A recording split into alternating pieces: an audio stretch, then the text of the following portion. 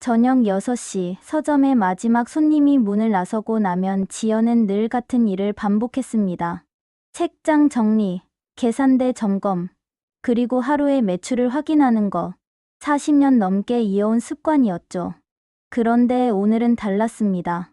계산대 서랍을 닫으려던 순간 손끝에 낯선 종이에 모서리가 걸렸습니다.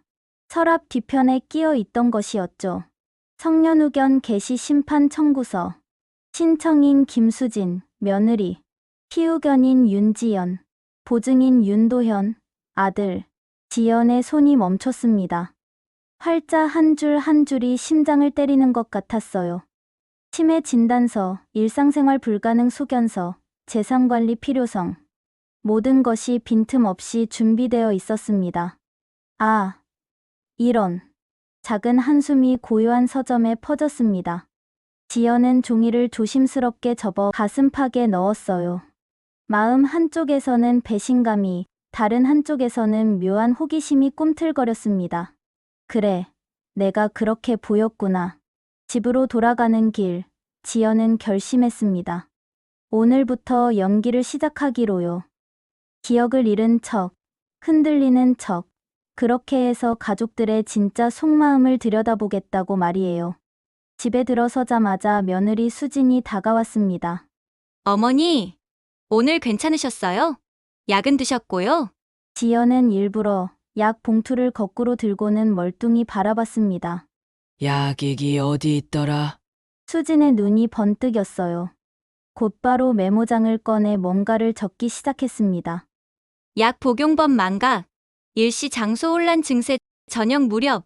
아들 도연이 퇴근했습니다. 엄마, 가스 밸브는 확인하셨어요? 지연은 가스레인지 앞에서 멈칫거리며 서 있었어요. 마치 사용법을 잊은 것처럼요. 역시 엄마. 안전이 먼저예요. 우리 다른 방법을 생각해봐야겠어요. 그 밤, 지연은 창고 구석에 있던 남편의 유품 상자를 열었습니다. 오래된 카세트 테이프 하나와 붉은 도장이 나왔어요. 테이프의 낡은 라벨에는 이렇게 적혀 있었습니다. 현장 소음, 증언 기록, 1994년. 10년 전, 남편이 집요하게 모았던 재개발 붕괴 사고의 흔적들이었습니다. 그때 그가 왜 그렇게 매달렸는지, 왜 밤마다 이 테이프를 들으며 무언가를 적어댔는지, 이제야 조금씩 이해가 되기 시작했어요. 테이프를 손에 쥔 순간, 지연의 가짜 기억 상실 뒤에 숨겨둔 진짜 기억들이 스물거리기 시작했습니다. 그날 밤 늦게 서점 셔터를 내리려던 지연의 손이 떨렸어요. 가족들이 정말 자신을 보호하려는 건지 아니면 따르릉 초인종 소리에 지연이 고개를 돌렸습니다. 문틈으로 낡은 모자를 눌러 쓴 노인의 실루엣이 보였어요. 은퇴한 형사, 단골 손님 최만기 할아버지였습니다. 지연 씨, 혹시 그 테이프 아직 있습니까? 단 한마디가 서점의 공기를 완전히 바꿔놓았습니다. 지연은 천천히 고개를 끄덕였어요. 이제 진짜 이야기가 시작될 차례였습니다. 새벽 4시 서점 뒤편 작은 방에서 오래된 워크맨이 천천히 돌아가고 있었습니다. 30년 전 그날의 목소리들이 희미한 잡음 사이로 흘러나왔어요. 철근을 더 쥐어! 기초 슬랩으로 축소 지시받았어, 알겠나? 하지만 설계대로 하지 않으면 설계! 누가 밥 먹여주는데 설계 타령이야! 최만기 할아버지는 눈을 감고 들었습니다. 그때 자신이 왜 이 목소리들을 묻어야 했는지, 윗선의 압력이 얼마나 무거웠는지. 30년이 지난 지금도 가슴이 아팠어요. 지연 씨, 이 테이프 때문에 당신 남편분이 얼마나 고생하셨는지 아십니까? 알고 있어요. 그래서 더 묻어둘 수가 없었어요. 테이프 속에서는 계속해서 무전이 터져 나왔습니다. 공사 현장의 비리, 부실 시공 지시, 그리고 그 모든 것을 덮으려는 시도들. 지연의 남편이 목숨을 걸고 모은 증거들이었죠. 지연은 붉은 도장을 만지작거렸습니다. 남편이 공증을 위해 준비했던 것들, 세상에 나오지 못하고 서랍 속에 잠들어 있던 진실들이었어요. 만기 아저씨, 이제 저도 시간이 얼마 남지 않았나 봐요. 무슨 소리를? 아니, 진짜 치매가 올 수도 있다는 말이에요. 그 전에 해야 할 일들이 있어요. 그날부터 지연의 연기는 더욱 정교해졌습니다. 낮에는 일부러 길을 헤매고 같은 질문을 반복했어요. 며느리 수지는 병원 소견서를 들고 이곳저곳을 뛰어다녔고, 아들 도연은 후견인 절차를 서두르며 일정표를 붙들고 흔들렸습니다. 하지만 밤이 되면 지연은 정신이 또렷했어요. 남편의 기록들을 하나씩 정리하고 테이프를 복사하고 숨겨둔 문서들을 스캔했습니다.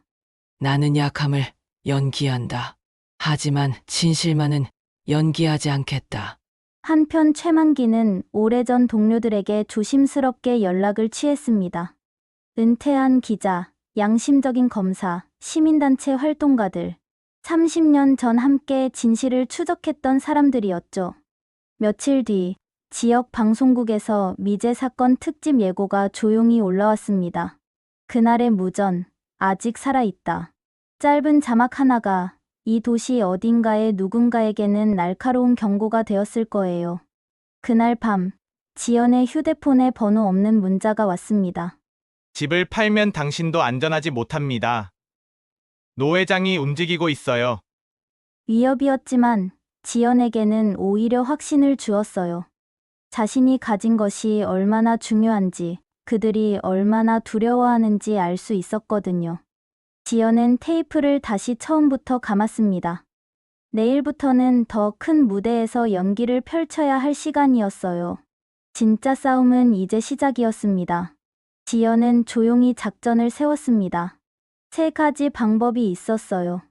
첫째, 자신이 중증 치매라고 주장하는 소견서를 뒤집을 새로운 진단을 받는 것.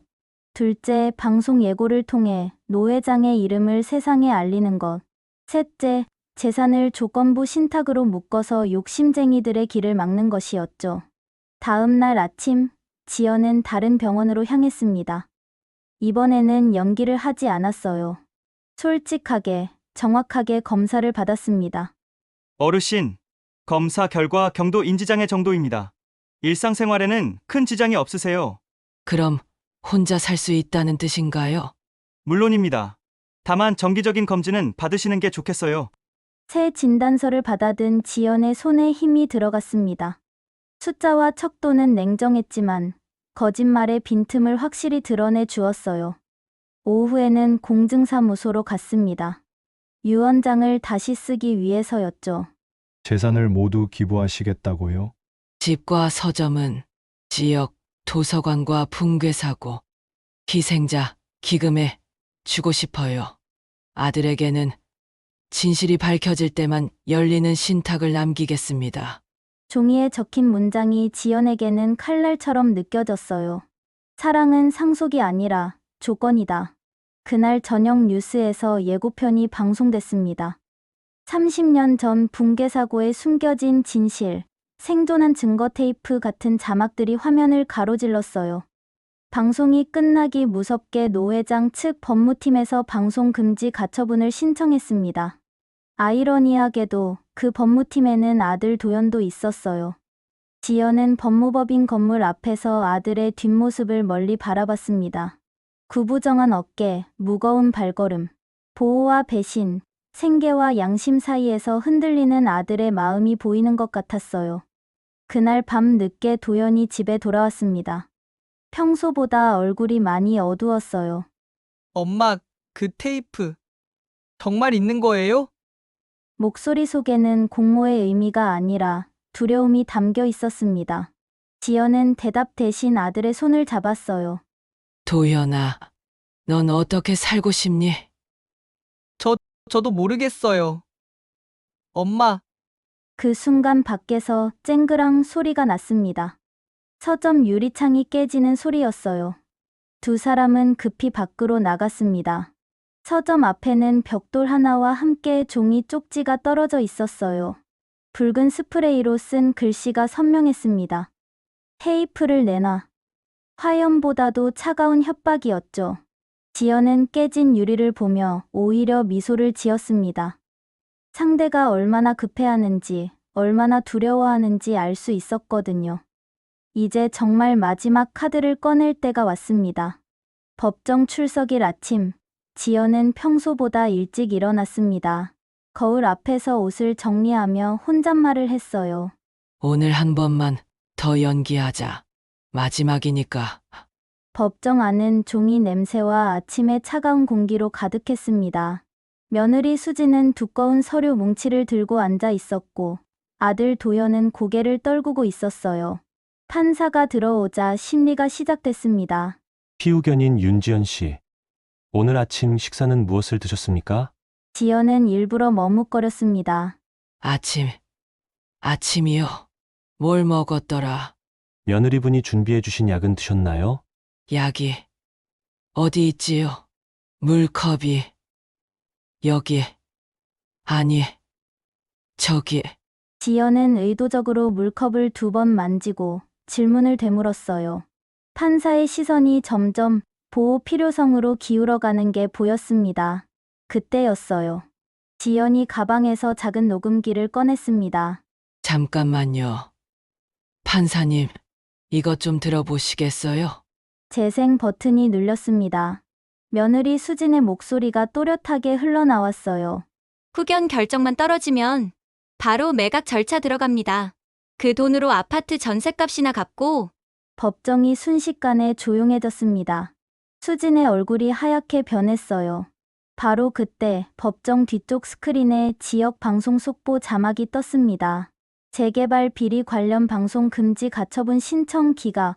동시에 30년 전 그 무전 소리가 법정 스피커로 흘러나왔습니다. 철근 절감 지시. 다시 한번 말한다. 철근을 더 쥐어. 최만기 할아버지가 방청석에서 천천히 일어섰습니다. 판사님, 30년 전 이 사건을 담당했던 형사입니다. 당시 윗선의 압력으로 수사를 중단할 수밖에 없었습니다. 오늘 이 자리에서 그때의 잘못을 고백합니다. 아들 도연도 떨리는 목소리로 일어섰어요. 저희 법무팀에서 방송 금지 가처분을 신청한 것이 맞습니다. 하지만 저는 더 이상 거짓말을 할 수 없습니다. 도연은 손에 쥐고 있던 서류를 찢었습니다. 하얀 종이 조각들이 바닥에 눈처럼 흩어졌어요.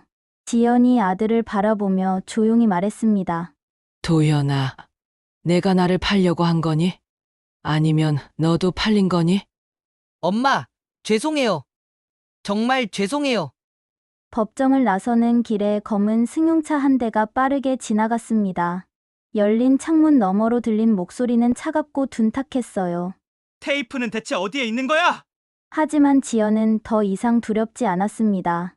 진실은 이미 세상에 나왔고 가족도 제자리를 찾아가고 있었으니까요. 이제 정말 끝이 보이기 시작했습니다.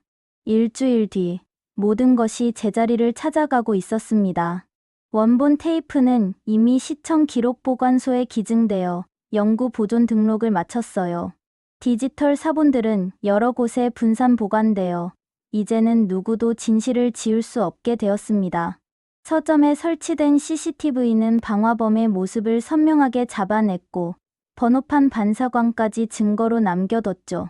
검찰은 노 회장과 그의 측근들을 차례로 소환했습니다. 무엇보다 놀라운 건 아들 도연의 변화였어요. 그는 회사 내부 문건들을 들고 공익제보자로 나섰습니다. 30년 전 그 사건뿐만 아니라 지금까지도 계속되고 있던 비리들까지 모두 세상에 알렸어요. 며느리 수지는 위증과 사문서 위조 혐의로 조사를 받게 되었습니다. 하지만 지연은 그녀를 원망하지 않았어요. 어쩌면 자신도 그 나이에는 비슷했을지 모르니까요. 어느 조용한 오후, 지연은 아들에게 얇은 봉투 하나를 건넸습니다. 이게 뭐예요, 엄마? 진짜 초기 진단서야. 경도 인지장애라고 나왔더라. 도연의 눈이 커졌어요. 시간이 얼마나 남았는지는 모르겠다. 하지만 그 시간을 어떻게 쓸지는 내가 정하고 싶구나. 지연은 아들의 손을 꼭 잡았습니다. 고마워, 도현아. 마지막에 용기를 내줘서. 서점은 기억 교실로 새롭게 태어났습니다. 아침에는 동네 아이들이 와서 책을 읽었고, 오후에는 어르신들이 모여 옛 이야기를 나누고 글을 썼어요. 창가 한쪽에는 작은 기념판이 걸렸습니다. 30년 전 붕괴 사고 희생자들의 이름이 정성스럽게 새겨져 있었어요. 그 앞에는 늘 하얀 국화 한 송이가 놓여 있었습니다. 어느 날 저녁, 지영과 최만기 할아버지는 옛 사고 현장에 세워진 추모비 앞에 섰습니다. 가을바람이 비석의 글자들을 어루만지듯 지나갔어요. 최만기는 오래 쓰던 모자를 벗어 가슴에 댔습니다. 지연 씨 덕분에 이제 죄책감을 내려놓을 수 있을 것 같습니다. 저도요. 만기 아저씨, 남편도 이제 편히 쉴 수 있을 거예요. 지연은 작은 보이스 레코더를 켰습니다. 마지막으로 남기고 싶은 말이 있었어요. 이것은 기억을 잃은 척하는 연기였습니다. 하지만 진짜 잊지 말아야 할 것들은 절대 잊지 않겠습니다. 녹음을 끝내고 레코더를 끄자 세상이 조용해졌습니다. 오래된 이 도시가 30년 만에 처음으로 제대로 숨을 쉬는 것 같았어요. 며칠 뒤 서점 쇼윈도에 새로운 문구가 붙었습니다. 기억은 사라질 수 있어도 기록은 남는다. 안쪽에서는 도연이 아이들을 위한 작은 책상을 옮기고 있었어요. 문이 열리자 동네 아이들이 웃으며 들어왔습니다. 책장을 넘기는 소리가 따뜻한 박수처럼 서점을 가득 채웠어요. 복수는 끝났습니다. 이제 남은 시간은 회복으로, 희망으로, 사랑으로 채워갈 차례였어요. 지연은 창가에 앉아 석양을 바라보았습니다. 주름진 손으로 책장을 넘기며 조용히 미소 지었어요. 기억을 잃은 척했던 그 모든 날들이 결국은 가장 소중한 것들을 지켜낸 시간이었다는 걸 알았거든요. 그리고 그 미소는 듣는 이들의 마음속에 오래도록 남을 거예요. 영상을 보시는 모든 분들이 건강하시고 행복하시면 좋겠어요. 감동적인 다른 이야기도 듣고 싶으시면 구독, 좋아요 눌러주세요.